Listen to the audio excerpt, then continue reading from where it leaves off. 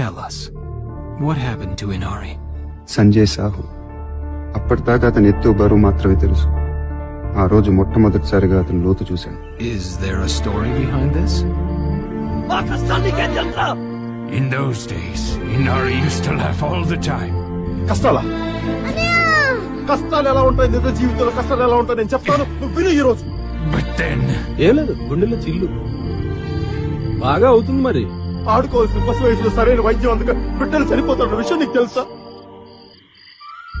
నాకు తెలుసు. Inari's so... ఆ తర్వాత చాలా రోజుల పాటు అతను పరిగెత్తలేదు. I mean, what happened to him? అయ్యా నాయనా, నాయనా, all that ended. He never laughs or smiles anymore. తండ్రి చనిపోయిన 6 గంటలకు తల్లి చనిపోతే ఆ బాధ ఎలా ఉంటుందో ఎప్పుడైనా అనుభవించావా? మళ్ళీ మనం శ్మశానం పోవాలరా?